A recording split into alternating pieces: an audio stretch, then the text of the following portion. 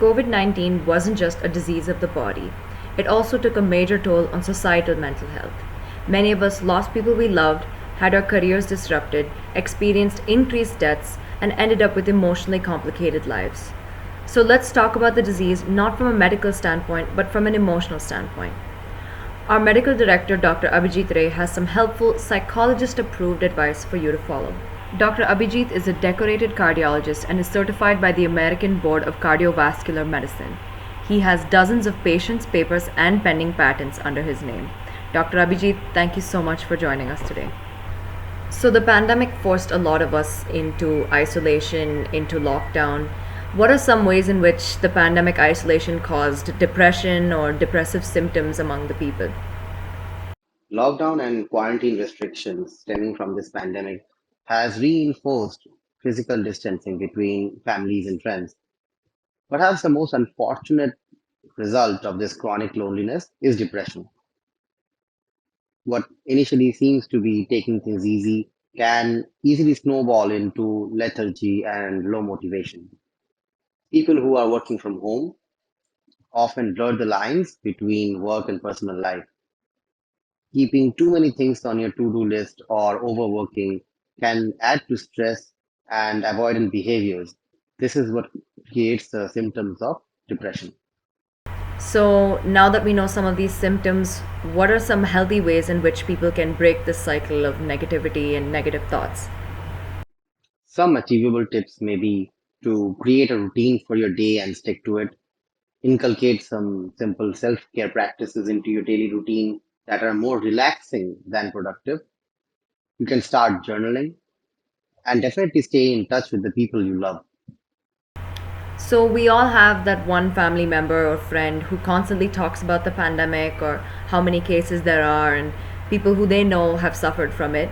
But this could actually be the beginning of pandemic triggered anxiety. So, what are some other signs of this condition?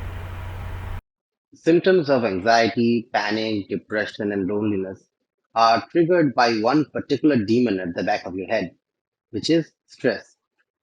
Hypochondria, a condition where a person is excessively and unduly worried by a serious illness, has become an unfortunate consequence of this pandemic. It results in OCD like symptoms such as frequent hand washing, news checking, and pervasive thoughts about the virus. Factors like the fear of the unknown, any change in routine, hypochondria, or procrastination can trigger OCD and stress. So, now that we know some of the warning signs of this condition, what are some ways in which this anxiety can be combated? Remember to try not to do too many things in one particular day. You should make two lists, one for the things you can control and one for the things you cannot control. Work only towards the things you can control and try to let go of those you can't. You can try meditation and grounding yourself. Finally, grief. Grief is one of the most heartbreaking emotions people have had to experience during this pandemic. A lot of people lost people close to them. So, how has COVID 19 impacted the grieving process? The grieving process is a long, arduous, and difficult phase in anyone's life. Losing someone is already an incredibly traumatic process. But losing someone to the pandemic has produced a horde of challenges which no one could have predicted. Not being able to meet the family, have a funeral, or provide or receive physical comfort means not being able to say goodbye, forcing grievers to search for closure on their own. This further elongates and complicates the standard grieving process. So, now that we know some of the ways in which the grieving process has been affected, how can we or someone we know grieve in a healthy way during this pandemic? If you or someone you know is going through the motions of a sudden loss, then you can try a few things. Talk through your feelings in as much detail as required. Do not entertain excessive self blame. The situation was not under your control. Do not be afraid to attend social gatherings. They will help you heal. Try an activity with families or friends to honor the person we just lost.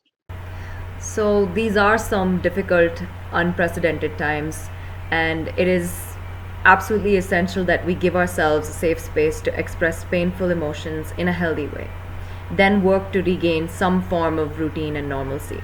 Remember that you're not as alone as you feel. If you or someone you know is in any crisis, reach out to the helplines provided in the description of this video. Thank you so much for joining us, and we'll see you in the next video.